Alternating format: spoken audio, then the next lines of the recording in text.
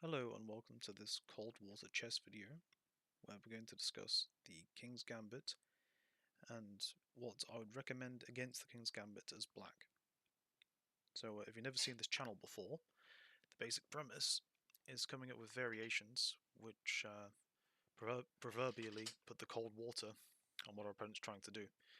So the King's Gambit, if you don't know, starts with e4, e5, f4, and the King's Gambit accepted would be e takes f4 on move 2. The basic premise here is that White has given up this flank pawn here, but he hopes that he can waste our time by taking this and quickly develop his pieces to, let's say, knight f3 and bishop c4, get castled, and this rook will then be on this semi-open f-file, and all these pieces then, so the bishop here, the knight can possibly jump to one of these two squares and attack here, and also the rook, once it's here, can put pressure on here and possibly also queen f3 and d4. He hopes to gain a lot of space and attack this weak f2 square. And if we're not careful, we're really going to get steamrolled quite fast. And before we get on to the recommendation, I'm going to show you some typical lines that can occur in the King's Gambit. So if we go back here historically, we would have e4, e5, f4, we accept the gambit of course.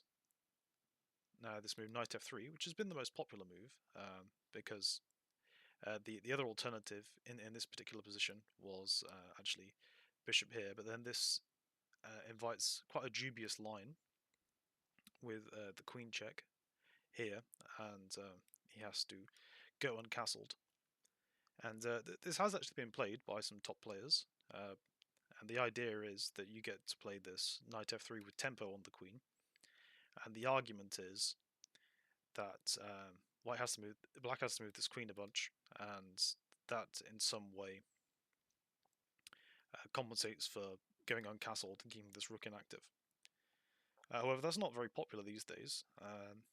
So instead, we see actually this move knight f3, which this move order stops obviously the queen check here.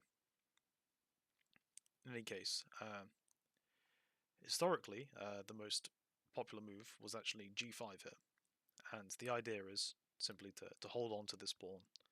So after white plays d4, this bishop will be attacking this pawn here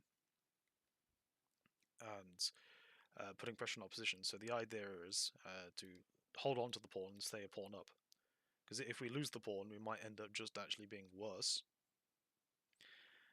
So if you think about white's perspective, how might they attack this?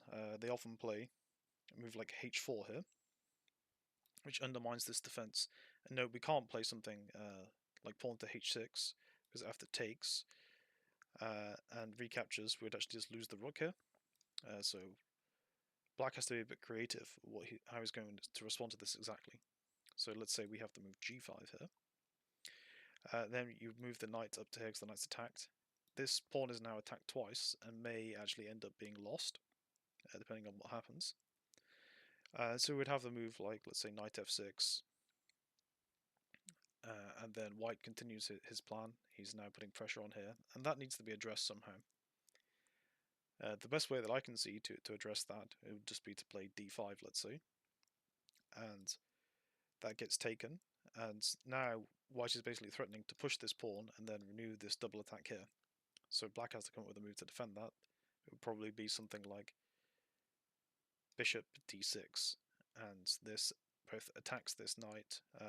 If the knight moves, it provides some support to this pawn, and it blockades this pawn from moving, gets rid of the castle. So we'll probably see something like d4 anyway. Reinforces this, also puts an attack on this pawn which isn't defended. So we have the move knight h5, just defending this obviously, and then you might see white play something like castles. And this position is probably fine for black.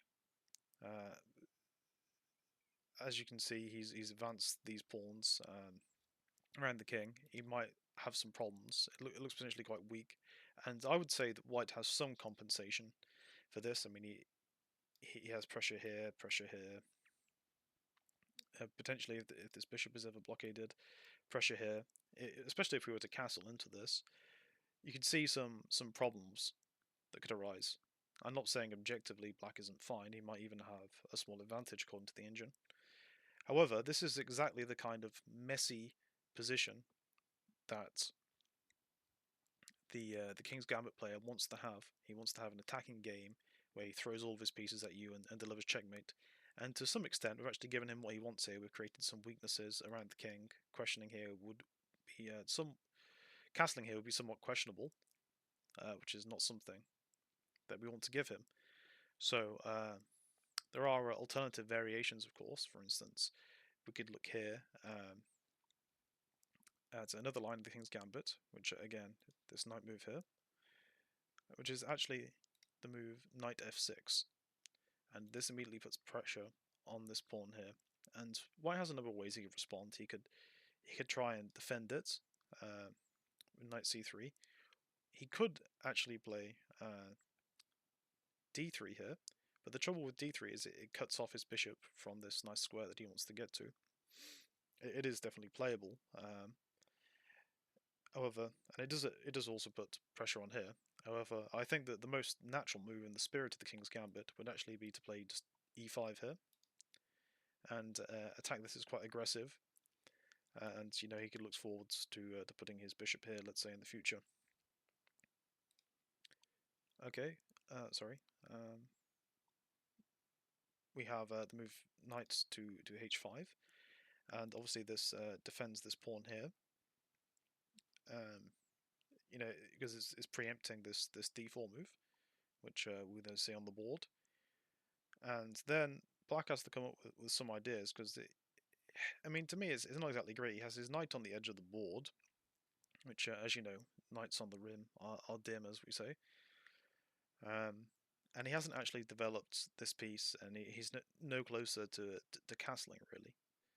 So we need to come up with some move which can help black get in the game. Obviously, he is a pawn up at the moment, but he needs something energetic. So a good move here perhaps would be d5. He opens up his bishop here, perhaps to come for a pin, and stakes a claim in the centre. Obviously, this could be taken en passant, but then black would recapture with the bishop here, and then he has adequate defense of this, and he's ready to castle. So white should probably not play that. Instead, he can actually challenge this this pawn that we have in the centre, and play something like c4. And I'm not exactly sure what white should play here. It's already quite complicated. You need to have a think about it.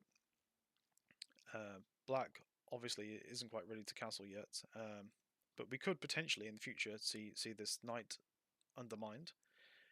So you might see a move like g5 here, just to defend this pawn. And again, we end up with something that could end up quite messy, with some space around the king. Now, I think, objectively speaking, black is probably alright after he, let's say, plays bishop g7. That can at least be a body in front of the king and get castled.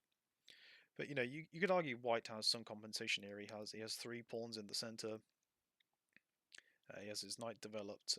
He's going to have this semi-open f file. I'd say that he's doing pretty fine here. And again, this is the kind of messy, imbalanced position that white wants, even if objectively speaking, according to the engine, he might be a bit worse. I think that someone who plays the King's Gambit a lot enjoys these kind of messy positions.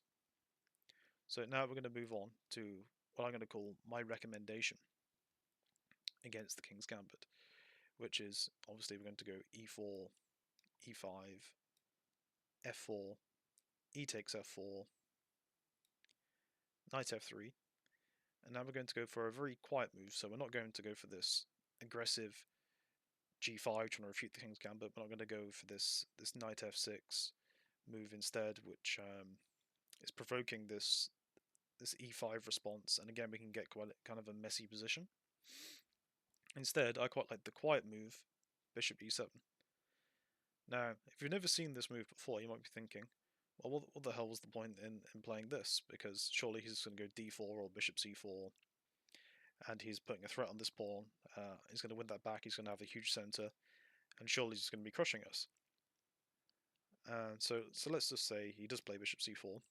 The point of this is actually to renew the threat of this check on the h4 square onto the king here. Now, we explained before that when he played this knight f3 move, it ruled out the check from the queen, but now we can actually move here with the bishop, and the thing is that this this bishop is actually defended by the queen. So if he takes here, we're going to take back with the queen, and then he's going to go uncastled. Now he could play something like g3, but I don't think that that's going to work out too well for him, because after we take, we're already threatening to push this with a check and win the rook in the corner, and that can go very horribly wrong for him. He could actually castle here, but at this point this is looking very dangerous. He's got a lot of space around the king, and it looks like he's in a lot of trouble there. So assuming he doesn't want to go for that, he's then going to have to play king f1. And now we have a number of options at our disposal. There is some kind of trick where we play knight f6, and after takes, then we have knight takes e4, and we have a discovered attack on this knight. However, I actually like a different move in this position. I like the very quiet, simple retreat of the bishop. And as far as I'm concerned, this has completely put the cold water on all of White's plans, because he's no longer getting this quick development and getting the rook in the game. His king is going to go uncastled for the rest of the game, which is really just, it's not what you want when you play the King's Gambit. You want to get all your pieces out and attack here. Here we have quite a solid defensive setup. We are a bit behind in development, but hopefully we're going to get knight f6 and maybe even knight a5 in to defend the pawn if he decides to put pressure on it. We're going to get castled, and our opponent's not going to be castled, and he's going to really struggle to get this rook into the game. And while objectively this might be equal, and the other variations were slightly better for black, according to the engine, I think that this is a lot harder to play as white, because he's not getting this usual leading development and activity that he's used to. And obviously I'm not a grandmaster or something. This is just my recommendation for the games I've played. A nice little move which is going to stop White from getting the kind of positions that he wants. I hope you did enjoy this video. This is the first video I've actually published on this channel, and if you like the idea of so-called cold water variations that stop someone's aggressive plans, then please be sure to let me know in the comments, and I'll see you next time.